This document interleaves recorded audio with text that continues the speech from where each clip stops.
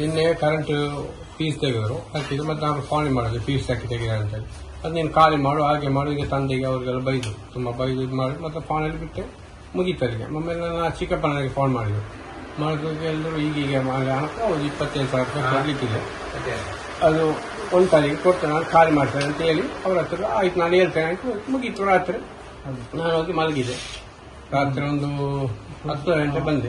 10:15 ಬಂದು ಬೆಲ್ಲ ಆಯ್ತು. ನಾನು ಹೆಂಡತಿ ಹೋಗಿ ಬಾಗಿಲು ನೋಡುವಾಗ ಅವ್ರು ನಮ್ಮ ಓನರ ಮಗ ಕೆಳಗಿದ್ದು, ನಮಗೆ ಇದ್ದದ್ದು ಓನರ್ ಅವ್ರ ಮಗ.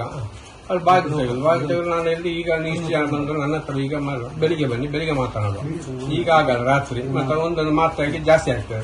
ನಾನು ಬಾಗಿಲು ಹಾಕುವಾಗ ನನ್ನನ್ನು ಹೆಲ್ದು ನನ್ನ ಅಂಡರ್ವೇರ್ ಇದು ಮಾಡಿ ಇಲ್ಲಿಗೆ ಹೊಡೆದು ಮತ್ತೆ ಇಲ್ಲಿ ಎಲ್ಲ ಗಾಯ ಆಗಿ ಇಲ್ಲಿ ಇದಾಗಿ ಮತ್ತೆ ಮಕ್ಕಳು ಬರುವ ಮಕ್ಕಳಿಗೆ ಹೊಡೆದು ಹೆಂಡತಿಗೆ ಒಂದು 4-5 ಜನ 10 ಜನ ಇದ್ರು. 4-5 ಜನ ಅದರಲ್ಲಿ ಸಕ್ರಿಯವಾಗಿ ನಮಗೆ ಇದು ಮಾಡಿದ್ರು. ಆಮೇಲೆ ನಾನು ಸುಮ್ಮನಿದ್ದೆ, ಆಯ್ತು ಇದು ಬೇಡ ಅಂತೇಳಿ. ಮತ್ತೆ ರಾತ್ರಿ ನನಗೆ ಇದು ಮಾಡಿ ನಾನು ರಾತ್ರಿ ಹೋಗಿ ಕೊಟ್ಟೆ.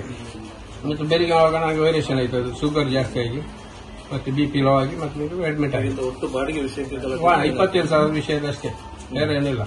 ಈಗ ಅವರು ನಿಮ್ಗೆ ಹಲ್ಲೆ ಮಾಡೋದು ತಡಿಲಿಕ್ಕೆ ಬಂದಾಗ ಅವರೊಂದು ದುಡಿ ಹಾಕಿರೋದು ಮಿಸಸ್ ಅವರನ್ನು ಮಕ್ಕಳು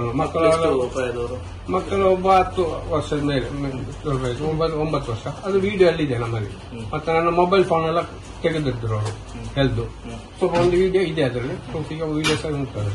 ಆರೋಪಿಗಳ ಹೆಸರು ಏನಾದ್ರು ಸರ್ ಒಂದು ಸಮೀರ್ ಅಂತ, ಮತ್ತೊಬ್ಬ ಬದರುದ್ದೀನ್, ಮತ್ತೊಬ್ಬ ಹನೀಫ್ ಮತ್ತು ಕುಂಜಿಮಾನ್ ಅಂತ. ಇವರಲ್ಲಿ ಯಾರಾದ್ರೂ ಕ್ರಿಮಿನಲ್ ಬ್ಯಾಕ್ ಗ್ರೌಂಡ್ ಹಾಗೆ ಗೊತ್ತುಂಟು ನಿಮಗೆ? ಅದು ಗೊತ್ತಿಲ್ಲ, ಅದು ನಮಗೆ ಗೊತ್ತಿಲ್ಲ.